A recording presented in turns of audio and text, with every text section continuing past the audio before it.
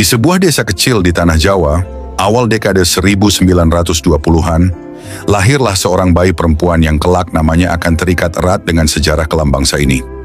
Ia diberi nama Suharti Sumodiwirjo, namun nama penanya sebagai aktivis lebih populer dengan nama Umi Sarjono.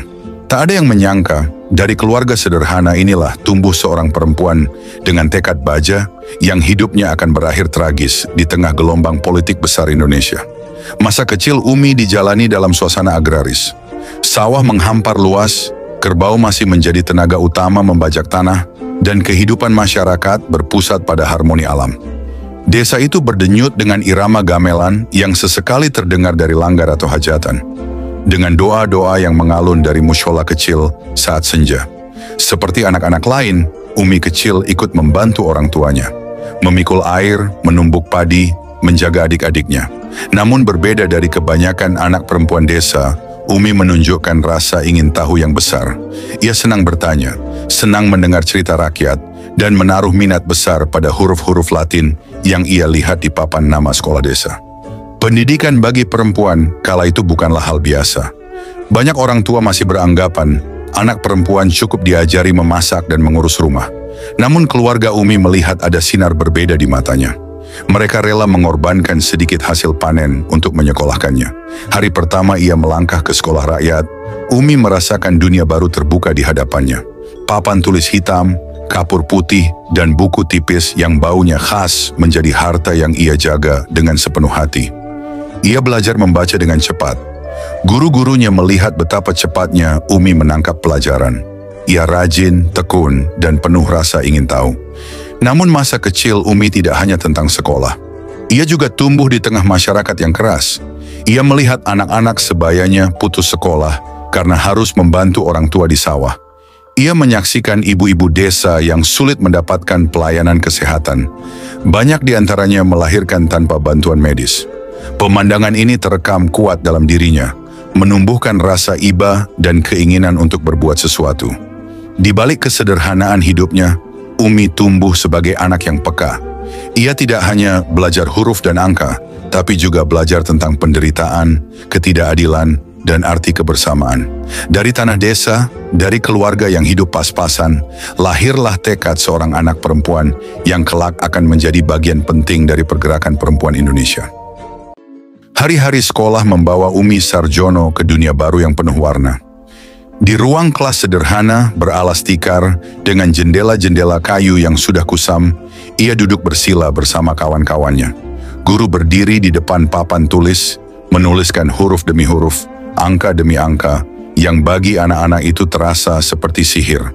Suara ilustrasi, gumaman anak-anak mengeja. A, I, U, E, O. Umi kecil cepat sekali menyerap ilmu. Ia sering menjadi yang pertama menyelesaikan soal berhitung. Tak jarang, ia membantu teman-temannya yang kesulitan mengeja. Dari kecil, bakat mengajarnya sudah terlihat. Sabar, telaten, dan senang berbagi. Namun perjalanan sekolah tidak selalu mulus. Banyak anak perempuan di desanya hanya bersekolah sebentar, lalu berhenti karena dianggap harus membantu orang tua. Umi sering kehilangan teman sebangku karena temannya ditarik orang tua untuk bekerja di sawah atau dijodohkan. Bagi Umi, setiap kali seorang teman perempuannya berhenti sekolah, hatinya terasa ditusuk. Ia bertanya dalam hati, mengapa perempuan selalu berhenti di tengah jalan? Mengapa mimpi mereka harus diputus sebelum tumbuh? Pertanyaan-pertanyaan itu tumbuh bersama dirinya, menjadi benih kesadaran akan ketidakadilan yang kelak ia perjuangkan. Menginjak usia remaja, Umi makin peka terhadap kehidupan di sekitarnya. Ia sering menyaksikan bagaimana kaum kaya di kota bisa bersekolah tinggi, memakai sepatu dan seragam rapi, sementara anak-anak desa sepertinya tak punya kesempatan yang sama. Ia juga mulai bergaul dengan kawan-kawan sebaya di sekolah menengah. Diskusi-diskusi kecil kerap muncul, terutama saat guru bercerita tentang perjuangan bangsa melawan penjajahan Belanda dan Jepang. Hatinya bergetar mendengar kisah Kartini, Cut Nyahdien, dan Dewi Sartika. Umi menemukan sosok-sosok perempuan pejuang yang membuatnya berpikir, kalau mereka bisa berjuang untuk bangsanya, mengapa aku tidak? Perpustakaan sekolah, meski hanya berisi buku-buku tipis dan koran usang, menjadi tempat favoritnya. Ia membaca apa saja, kisah sejarah, cerita rakyat, hingga tulisan-tulisan politik awal yang beredar pada masa itu. Dari sana ia mengenal gagasan tentang keadilan sosial, tentang rakyat yang harus dibebaskan dari kebodohan dan kemiskinan. Di rumah, Umi mendapat dukungan penuh dari keluarganya. Orang tuanya mungkin sederhana, tetapi mereka memberi kebebasan padanya untuk belajar. Ayahnya sering berkata, "Umi, ilmu itu cahaya, kalau kau pegang, hidupmu tak akan gelap." Kata-kata itu menancap dalam-dalam. Umi menjadikan ilmu sebagai obor dalam perjalanan hidupnya. Di lingkungan masyarakat, Umi dikenal sebagai anak yang santun tapi kritis. Ia berani bertanya pada orang yang lebih tua, berani mengemukakan pendapat saat ada rapat kampung. Kadang ia dianggap lancang, tapi banyak juga yang kagum pada keberaniannya. Tahun-tahun remaja Umi bertepatan dengan masa pergolakan bangsa. Pendudukan Jepang meninggalkan trauma, tetapi juga membuka mata bahwa dunia sedang berubah cepat. Setelah proklamasi 1945, desa tempat Umi tinggal ikut berdenyut dengan semangat revolusi. Umi remaja sering melihat barisan pemuda berlatih di lapangan, mendengar rapat-rapat organisasi di balai desa, dan menyaksikan spanduk-spanduk bertuliskan semangat kemerdekaan. Ia mulai bertanya-tanya, di manakah tempat perempuan dalam perjuangan ini? Pertanyaan itu menjadi titik awal perjalanannya mencari arah. Ia tahu dirinya bukan sekadar anak desa biasa. Ia ingin menjadi bagian dari arus besar sejarah bangsanya. Sekolah dan pergaulan bukan hanya memberi Umi ilmu, tetapi juga kesadaran. Dari huruf-huruf yang ia pelajari, dari buku-buku tipis di perpustakaan, dari obrolan dengan teman-teman sebaya, ia menemukan benih perjuangan yang kelak tumbuh menjadi tekad besar. Perjalanan Umi sebagai remaja adalah perjalanan mencari jati diri. Sebuah pencarian yang akan menuntunnya memasuki dunia organisasi, dunia di mana ia akan menemukan suara sejatinya sebagai perempuan pejuang. Masa muda adalah masa pencarian, masa ketika seseorang mulai bertanya, siapakah aku? Untuk apa aku hidup? Bagi Umi Sarjono, pertanyaan itu tak pernah berhenti menggema. Ketika Umi menginjak usia remaja akhir, dunia di sekitarnya sedang berguncang hebat. Jepang baru saja angkat kaki, proklamasi kemerdekaan berkumandang, dan revolusi mempertahankan kemerdekaan meletus. Desa tempat ia tinggal berubah menjadi simpul perjuangan.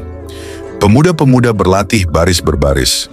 Bendera merah putih berkibar di tiang bambu. Rapat-rapat desa dipenuhi suara lantang tentang kemerdekaan penuh dan melawan imperialisme. Teriakan merdeka, suara beduk ditabuh, disusul sorakan pemuda. Umi muda menyaksikan semua itu dengan mata berbinar. Ia merasa sedang hidup dalam zaman yang berbeda. Ia tahu, generasinya sedang memikul tugas besar, membangun bangsa yang baru lahir. Awalnya, Umi terjun di kegiatan pemuda desa. Ia membantu menyiapkan logistik, menyalin selebaran, mengajari ibu-ibu membuat bendera kecil untuk anak-anak. Meski sederhana, perannya berarti. Namun segera ia sadar, kaum perempuan seringkali hanya ditempatkan di pinggiran. Mereka dianggap pendukung, bukan pelaku utama. Umi mulai gelisah. Ia ingin lebih. Ia ingin perempuan punya ruang bicara yang sama dengan laki-laki. Dari kegelisahan itu, Umi mencari wadah. Ia menghadiri rapat-rapat kecil organisasi perempuan di kota, mendengar diskusi tentang nasib kaum ibu, tentang anak-anak yang kekurangan gizi, tentang perempuan desa yang buta huruf. Di setiap pertemuan, hatinya bergetar, seolah ia menemukan cermin untuk dirinya sendiri. Pada masa itu, nama-nama perempuan pejuang mulai muncul. S.K. Trimurti, Rasuna Said, Maria Ulfa Santoso. Umi membaca tulisan mereka, mendengar pidato mereka di radio, dan merasa terinspirasi. Ia berkata dalam hati, kalau mereka bisa menyuarakan hak-hak rakyat di panggung nasional, aku juga bisa berjuang untuk kaum perempuan di sekitarku. Dunia Umi makin luas. Ia bukan lagi sekadar anak desa yang gemar membaca. Ia mulai memahami istilah-istilah besar, imperialisme, kapitalisme, keadilan sosial. Diskusi-diskusi malam di balai desa menjadi ruang belajarnya. Di sana, pemuda-pemuda membicarakan nasib bangsa, strategi perjuangan, hingga cita-cita membangun Indonesia yang adil dan makmur. Umi hadir, duduk di pojok, mendengarkan, lalu sesekali angkat tangan. Kalau kita ingin bangsa ini maju, jangan lupa perempuan juga harus diajak berjuang. Karena perempuanlah yang melahirkan dan mendidik generasi berikutnya. Beberapa pemuda terdiam, lalu mengangguk. Kata-kata itu sederhana, tapi tegas. Umi mulai dikenal sebagai suara berbeda dalam diskusi-diskusi itu. Masa mudanya adalah masa percobaan dan pencarian. Ia mencoba bergabung dengan beberapa organisasi, mulai dari kelompok pemuda hingga perkumpulan perempuan. Ia membaca banyak pamflet, menghadiri ceramah, dan berdialog dengan orang-orang yang lebih tua. Semakin ia belajar, semakin jelas baginya. Jalan hidupnya adalah jalan pengabdian. Ia tidak ingin menjadi perempuan yang hanya terikat pada dapur, sumur, dan kasur. Ia ingin perempuan bangkit, berpendidikan, dan setara dalam perjuangan bangsa. Pencarian itu akhirnya menuntunnya pada sebuah wadah yang kelak menjadi rumah perjuangannya. Gerakan Wanita Indonesia atau Gerwani, muda dan mencari arah, begitulah fase penting dalam hidup Umi Sarjono. Dari desa yang sederhana, dari pergaulan yang terbatas, ia melangkah ke jalan yang lebih luas. Ia menemukan suara hatinya, membela perempuan, membela rakyat kecil. Sebentar lagi, ia akan masuk ke dalam organisasi yang memberinya panggung, yang membesarkan namanya, dan yang pada akhirnya menyeretnya ke dalam pusaran tragedi sejarah. Pertemuan pertama Umi Sarjono dengan organisasi perempuan terasa seperti menemukan rumah yang ia cari. Pada awal tahun 1950-an, ia bergabung dengan Gerakan Wanita Indonesia. Gerwani, organisasi perempuan progresif yang lahir dari semangat revolusi dan tekad untuk memperjuangkan nasib rakyat kecil. Gerwani bukan hanya bicara politik. Ia hadir di tengah masyarakat, membuka kelas pemberantasan buta huruf, mengadakan penyuluhan kesehatan ibu dan anak, mendirikan koperasi, bahkan ikut menyuarakan perdamaian dunia. Disinilah Umi menemukan panggilan jiwanya. Umi terjun langsung ke desa-desa. Ia mengajari ibu-ibu membaca dan menulis dengan papan tulis sederhana dan kapur yang cepat habis. Ia membuat kelompok belajar di rumah-rumah warga, kadang di beranda, kadang di bawah pohon rindang. Umi tidak pernah lelah. Ia tahu, pemberantasan buta huruf adalah pintu menuju kesadaran. Perempuan yang bisa membaca dan menulis akan lebih berani berbicara, lebih percaya diri, dan lebih siap memperjuangkan hak-haknya. Selain mengajar, Umi aktif mengadakan penyuluhan kesehatan. Ia bekerja sama dengan bidan desa, mengajari cara menjaga kebersihan, memberi informasi tentang gizi, dan mendorong ibu-ibu untuk membawa anaknya ke posyandu sederhana. Bagi Umi, kesehatan adalah hak rakyat. Ia sering berkata, perempuan yang sehat akan melahirkan anak yang sehat. Bangsa yang kuat lahir dari rahim perempuan yang dijaga martabatnya. Kata-kata itu menyebar dari mulut ke mulut, membuat masyarakat menghormatinya bukan hanya sebagai aktivis, tapi juga sebagai penggerak sosial. Aktivitasnya tak berhenti di desa. Keaktifannya membuat ia dilirik oleh pimpinan Gerwani Pusat. Ia diundang menghadiri Kongres Perempuan di Jakarta. Di sanalah, untuk pertama kalinya Umi berdiri di panggung besar, berbicara di hadapan ratusan perempuan dari berbagai daerah. Pidatonya sederhana, namun membekas. Dengan suara yang lembut tapi tegas, ia berbicara tentang penderitaan perempuan desa, tentang anak-anak yang tidak bisa sekolah, tentang ibu-ibu yang bekerja keras tanpa pengakuan. Sejak saat itu, nama Umi Sarjono mulai dikenal di lingkaran aktivis perempuan Indonesia. Ia dipercaya menduduki posisi penting dalam kepemimpinan Gerwani. Meski sibuk, Umi tidak pernah meninggalkan peran sebagai ibu rumah tangga. Ia mendidik anak-anaknya dengan penuh kasih sayang. Ia ingin mereka tumbuh sebagai generasi yang jujur, berani, dan peduli pada sesama. Di mata tetangga, ia adalah sosok yang hangat, suka membantu, tidak pernah memandang rendah orang lain. Namun di panggung organisasi, ia bisa tampil lantang, menyampaikan gagasan dengan keyakinan penuh. Dua wajah itu, ibu yang lembut di rumah dan aktivis yang tegas di organisasi, membuatnya dihormati sekaligus dicintai. Tahun-tahun 1950-an hingga awal 1960-an adalah masa keemasan Gerwani. Organisasi ini menjadi salah satu kekuatan perempuan terbesar di Indonesia. Dengan ratusan ribu anggota, mereka terlibat aktif dalam isu-isu nasional, dari perjuangan melawan imperialisme, kampanye anti buta huruf, hingga diplomasi internasional untuk perdamaian. Umi sering menjadi delegasi dalam pertemuan dengan organisasi perempuan internasional. Ia berbicara tentang pengalaman Indonesia, tentang peran perempuan dalam pembangunan, dan tentang pentingnya solidaritas antar bangsa. Di Gerwani, Umi Sarjono menemukan panggung bagi suaranya. Ia bukan lagi anak desa yang hanya bermimpi, tetapi seorang perempuan yang berdiri di garis depan perjuangan sosial dan politik. Namun apa yang tampak sebagai jalan penuh cahaya, perlahan mulai diliputi bayangan. Karena di balik semangat kemajuan itu, badai politik besar sedang bersiap mengguncang negeri ini. Tahun-tahun awal 1960-an adalah masa penuh gairah bagi kehidupan politik Indonesia. Presiden Soekarno mendorong semangat Nasakom, persatuan nasionalis, agama, dan komunis, untuk membangun bangsa yang baru merdeka. Dalam pusaran itu, organisasi-organisasi massa berkembang pesat, termasuk Gerwani. Di tengah dinamika inilah, nama Umi Sarjono semakin menonjol. Ia bukan lagi sekadar penggerak desa atau organisator lokal. Ia tampil sebagai tokoh nasional, perempuan yang berani berbicara lantang di forum-forum besar. Dalam Kongres Nasional Gerwani, Umi berdiri di podium sederhana. Wajahnya tenang, matanya bersinar penuh keyakinan.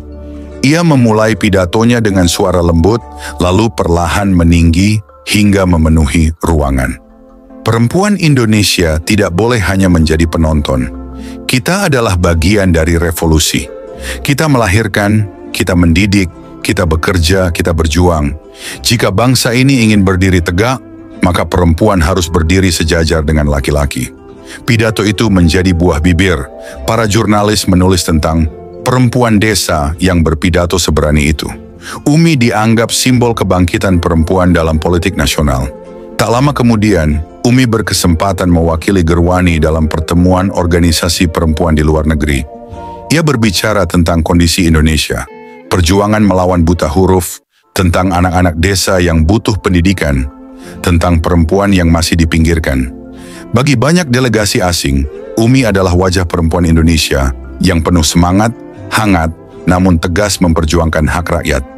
Ia menunjukkan bahwa perempuan Indonesia tidak kalah dengan perempuan dari negara lain. Di kancah internasional, ia menyuarakan semangat emansipasi yang berakar dari realitas rakyat kecil. Meski sering tampil di forum besar, Umi tidak pernah melupakan rakyat. Setelah pulang dari kongres atau rapat nasional, ia kembali ke desa-desa. Ia mendengarkan keluhan ibu-ibu, membantu anak-anak yang kesulitan belajar, dan menggerakkan koperasi kecil. Bu Umi itu tidak sombong, padahal sudah sering keluar kota, tapi masih mau duduk di tikar bersama kami, makan singkong rebus, mendengar cerita kami. Inilah kekuatan Umi Sarjono. Suaranya lantang di panggung nasional, tetapi hatinya tetap dekat dengan rakyat. Gerwani pada masa itu semakin dikenal luas. Mereka aktif mendukung kebijakan Presiden Soekarno, termasuk kampanye anti-neokolonialisme dan imperialisme. Mereka turun ke jalan, membawa spanduk, menyanyikan lagu-lagu perjuangan. Umi sering berada di barisan depan. Ia mengangkat tangan, memimpin yel-yel, menyemangati ribuan massa. Suaranya nyaring, penuh keyakinan, membakar semangat orang-orang di sekitarnya. Meski sibuk di panggung nasional, Umi tetap seorang ibu. Malam hari setelah pulang dari rapat panjang, ia masih sempat menyiapkan sarapan untuk anak-anaknya. Ia mengajari mereka membaca buku cerita, mendengarkan keluh kesah suami, bahkan menjahit baju bila ada yang robek. Keseimbangan inilah yang membuatnya dikagumi. Ia mampu menjadi pemimpin di luar rumah, sekaligus penjaga kehangatan di dalam rumah. Namun, semakin besar namanya, semakin banyak pula mata yang mengawasinya. Tidak semua pihak senang melihat perempuan tampil di depan. Tidak semua pihak suka melihat Gerwani tumbuh besar. Bagi sebagian orang, suara Umi dianggap mengancam tatanan lama. Ia dilabeli macam-macam. Terlalu berani, perempuan yang melawan kodrat, bahkan boneka politik. Tapi Umi tak gentar. Ia yakin bahwa apa yang diperjuangkannya adalah kebenaran. Ia percaya sejarah akan membenarkan langkahnya. Panggung nasional telah mengenalkan Umi Sarjono pada dunia luas. Ia menjadi simbol perempuan progresif, suara lantang dari desa yang menggema hingga ke ibu kota, bahkan ke dunia internasional. Namun di balik gemuruh tepuk tangan dan sorak-sorai massa, awan gelap mulai menggelayut di langit politik Indonesia. Suara yang lantang itu sebentar lagi akan dibungkam dengan cara paling kejam dalam sejarah bangsa. Tahun 1965, Indonesia berdiri di tepi jurang, suasana politik memanas, ekonomi kacau, harga kebutuhan pokok melambung, sementara perdebatan ideologi semakin tajam. Presiden Soekarno mencoba merangkul semua kekuatan dengan konsep Nasakom. Tapi di balik persatuan itu, ketegangan makin meruncing. Tentara, partai politik, organisasi massa, semuanya seolah menunggu ledakan besar. Sebagai organisasi perempuan besar, Gerwani menjadi salah satu pendukung utama Soekarno dan sering berada dekat dengan Partai Komunis Indonesia, PKI. Kegiatan mereka yang menyentuh rakyat membuat Gerwani populer. Tetapi justru disitulah masalah bermula. Bagi lawan-lawan politik, Gerwani dianggap ancaman. Mereka tidak hanya melihat Gerwani sebagai organisasi perempuan, tetapi juga sebagai bagian dari kekuatan politik besar yang harus dijatuhkan. Nama Umi Sarjono yang sudah dikenal lantang berbicara ikut terseret dalam pusaran. Orang mulai berbisik-bisik, melabelinya dengan tuduhan perempuan komunis, pemimpin Gerwani yang berbahaya. Padahal sebagian besar aktivitas Umi tetap berkisar pada pendidikan, kesehatan, dan pengorganisasian rakyat kecil. Malam itu, 30 September 1965, sejarah Indonesia berubah selamanya. Pemberontakan yang kemudian dikenal sebagai Gerakan 30 September, G30S, meletus di Jakarta. Sejumlah jenderal TNI Angkatan Darat diculik dan dibunuh. Radio menyiarkan berita dengan tergesa, rumor menyebar lebih cepat dari fakta. Dalam hitungan jam, suasana negeri menjadi mencekam. Gerwani dituduh terlibat. Berbagai fitnah dilancarkan.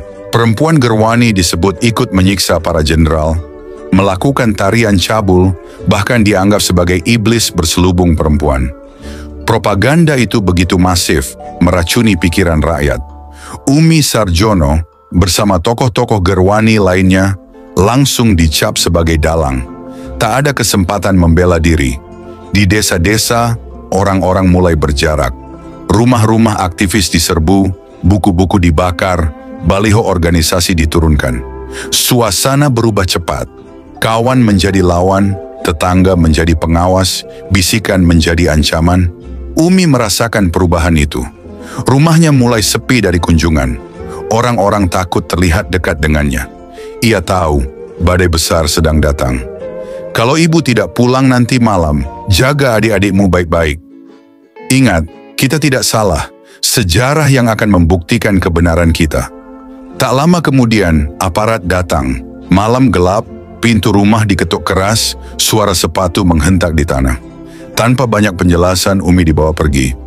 Ia dimasukkan ke dalam truk bersama puluhan perempuan lain, aktivis, simpatisan, bahkan sebagian hanya orang biasa yang kebetulan berafiliasi dengan organisasi rakyat. Bagi mereka, tak ada surat perintah resmi, tak ada pengadilan, hanya tuduhan, stigma, dan ketakutan. Tahun 1965 menjadi titik balik paling kelam dalam hidup Umi Sarjono. Dari perempuan desa yang naik ke panggung nasional, ia tiba-tiba menjadi tahanan politik. Dari penggerak rakyat, ia berubah menjadi musuh negara. Fitnah telah mengubur semua jerih payahnya.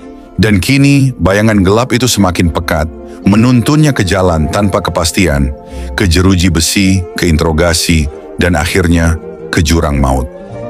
Penjara, bau lembab, dinding basah berlumut, cahaya lampu redup menggantung dari langit-langit. Inilah tempat Umi Sarjono menghabiskan hari-hari setelah penangkapannya. Bersama ratusan perempuan lain, para aktivis, guru, petani, bahkan ibu rumah tangga biasa, ia dijejalkan ke dalam ruang sempit tanpa kepastian nasib. Hari-hari pertama adalah mimpi buruk. Interogasi datang silih berganti. Pertanyaan sama diulang-ulang. Apakah kau anggota Gerwani? Apakah kau tahu tentang G30S? Siapa pimpinanmu? Ketika jawaban Umi dianggap tidak memuaskan, caci maki, ancaman, bahkan kekerasan fisik menghujani dirinya. Saya tidak tahu, saya hanya bekerja untuk rakyat. Saya mengajar, saya membantu ibu-ibu. Itulah yang saya lakukan, tidak lebih. Di balik penderitaan itu tumbuh juga solidaritas. Perempuan-perempuan tahanan saling menguatkan. Mereka berbagi sisa makanan basi, menuliskan doa di dinding dengan arang, bahkan menyanyi lirih untuk mengusir rasa takut. Umi sering menjadi penguat. Ia mengajarkan anak-anak tahanan membaca dengan potongan kertas bekas. Ia bercerita tentang desa, tentang masa depan yang lebih baik, agar harapan tidak padam di ruang pengap itu. Meskipun tubuhnya terkekang, pikirannya tetap merdeka. Di balik jeruji, ia terus menjadi guru, ibu, sekaligus sahabat. Suatu malam Umi mencoba menulis surat untuk keluarganya. Kertasnya dari sobekan karung, tintanya dari sisa arang. Ia menuliskan kata sederhana, "Anakku, jangan takut, ibumu kuat. Percayalah kebenaran tidak akan selamanya terkubur. Jika kita tak bertemu lagi, jangan lupakan perjuangan ini." Surat itu tidak pernah sampai. Disita sipir, disobek, dibuang. Yang tersisa hanya doa dalam hati. Di luar tembok penjara, fitnah terhadap Gerwani semakin gencar. Film, selebaran, dan pidato resmi menggambarkan mereka sebagai perempuan cabul, biadab, haus darah. Padahal kenyataan di penjara sangat jauh berbeda. Perempuan-perempuan lemah, kurus karena lapar, tubuh penuh luka, wajah pucat tak terurus. Umi merasakan sakit bukan hanya karena tubuhnya disiksa, tapi juga karena martabatnya diinjak oleh kebohongan yang disebarkan ke seluruh negeri. Meski demikian, Umi tidak patah. Ia menemukan kekuatan dari doa, dari solidaritas sesama tahanan, dan dari keyakinan bahwa suatu hari kebenaran akan terungkap. Kita mungkin mati di sini, tapi ingat, sejarah tidak akan selamanya berpihak pada kebohongan. Suatu hari, anak cucu kita akan tahu siapa kita sebenarnya. Di balik jeruji, Umi Sarjono kehilangan kebebasan, kehilangan keluarganya, kehilangan hampir segalanya. Tapi ia tidak kehilangan martabat. Penjara, interogasi, fitnah, semuanya gagal membungkam kekuatan batinnya. Justru di ruang pengap itu, Umi menjadi simbol keteguhan perempuan yang menolak menyerah. Hari berganti tahun, penyiksaan, interogasi, dan kerja paksa menjadi keseharian para tahanan. Sebagian dari mereka tak pernah kembali. Di balik jeruji, Umi justru menjelma menjadi seorang pengajar diam-diam. Dengan arang dan potongan kertas lusuh, ia mengajari huruf kepada sesama tahanan yang buta aksara. Memasuki tahun 1970-an, rezim Orde Baru semakin menguat. Penjara-penjara penuh dengan tapol, namun dunia di luar seolah tidak tahu. Umi Sarjono bertahun-tahun hidup dalam ruang gelap penjara politik. Ia menyaksikan banyak kawannya sakit, mati, atau hilang. Tetapi ia tetap bertahan, menjadikan penjara sebagai ruang perlawanan batin. Dalam sebuah kesaksian yang kemudian hari muncul, seorang tahanan perempuan mengenang, "Umi itu ibarat ibu di penjara. Ia yang membuat kami tetap waras, tetap berani bermimpi bahwa suatu hari kami keluar." Menjelang akhir 1970-an, Umi akhirnya dibebaskan setelah belasan tahun di balik jeruji. Namun dunia di luar penjara sudah berubah. Di kampung, bisik-bisik terdengar, "Dia itu ex-Gerwani, jangan dekat-dekat. Kalau berteman dengan dia, nanti kita dicurigai tentara." Umi menerima tatapan sinis, dijauhi tetangga, dan kesulitan mendapatkan pekerjaan. Seakan penjara tak berakhir di balik tembok besi, melainkan ikut keluar bersamanya. Namun ia tetap setia mengajar anak-anak sekitar yang mau belajar membaca. Tanpa papan tulis, tanpa ruang kelas, hanya beralaskan tikar di teras rumah kecilnya. "Ingat nak, kalau kamu bisa membaca, dunia tidak bisa lagi membodohimu." Rezim Orde Baru terus berjalan panjang. Tahun demi tahun Umi hidup dalam pengawasan dan pembatasan. Nama Gerwani menjadi stigma, sebuah aib yang sengaja dipelihara propaganda. Selama puluhan tahun, Umi hidup dalam stigma. Ia tidak lagi tampil di panggung politik, tidak lagi berpidato lantang. Tetapi ia tetap hidup, tetap menjadi saksi bisu dari sebuah sejarah yang coba dihapus. Kawan-kawan seperjuangannya banyak yang sudah wafat, tetapi Umi tetap bertahan, menyimpan cerita dalam dirinya. Reformasi 1998 membuka sedikit ruang. Orang mulai berani berbicara tentang korban 1965. Buku, penelitian, dan kesaksian bermunculan. Umi yang sudah renta kadang diminta hadir sebagai saksi. Suaranya tak lagi lantang tetapi tetap tegas. Kami bukan penjahat, kami hanya perempuan yang ingin bangsa ini adil. Kalau sejarah mencatat kami sebagai pengkhianat, itu bukan kebenaran, itu hanya propaganda. 11 Maret 2011 di Jakarta Timur, Umi Sarjono menghembuskan napas terakhir pada usia 87 tahun. Tidak ada siaran berita besar, tidak ada upacara kenegaraan. Ia pergi dalam kesunyian. Namun bagi sebagian kecil orang yang mengenalnya, ia adalah simbol kekuatan. Umi Sarjono tidak mati pada 1965 seperti banyak kawannya. Ia hidup melewati zaman, menjadi saksi bisu dari luka sejarah. Wafatnya pada 2011 menutup sebuah perjalanan panjang, tetapi membuka pintu bagi generasi berikut untuk mengingat. Sejarah resmi sering ditulis oleh pemenang. Tetapi di balik catatan itu, selalu ada suara-suara yang dipaksa diam. Umi Sarjono adalah salah satunya. Ia hidup dalam luka, mati dalam sunyi, namun meninggalkan jejak yang tak bisa dihapus. Keberanian seorang perempuan untuk melawan lupa. Saudara, sejarah memang tidak pernah hitam putih.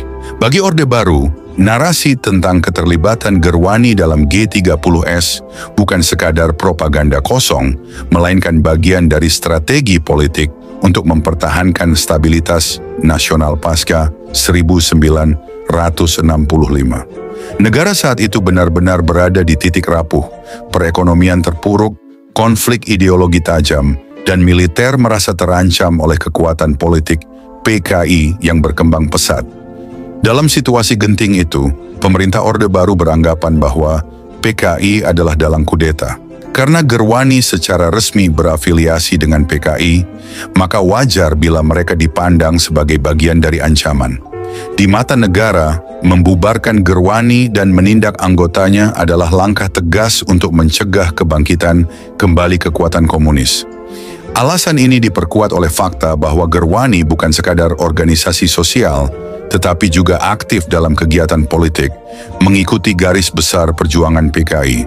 Dengan kata lain, pemerintah memandang bahwa antara Gerwani dan PKI sudah tidak bisa dipisahkan. Dari sudut pandang Orde Baru, tindakan keras terhadap Gerwani adalah harga yang harus dibayar demi menjaga keutuhan bangsa. Propaganda yang mereka sebarkan melalui film, buku, dan kurikulum pendidikan dimaksudkan untuk menanamkan kewaspadaan generasi muda agar tidak mengulangi kesalahan sejarah. Bagi banyak orang pada masa itu, narasi resmi ini masuk akal dan bahkan dipercaya penuh. Karena sejalan dengan trauma masyarakat terhadap pergolakan politik yang mengancam stabilitas kehidupan sehari-hari. Namun di sisi lain, kesaksian para penyintas menunjukkan adanya sisi kemanusiaan yang terabaikan. Tuduhan keji terhadap Gerwani, misalnya soal penyiksaan para jenderal, tidak terbukti secara meyakinkan. Disinilah paradoks itu muncul. Orde Baru memiliki alasan kuat secara politik dan keamanan, tetapi dalam menjalankannya, banyak korban jatuh tanpa pernah mendapat kesempatan untuk membela diri, termasuk Umi Sarjono.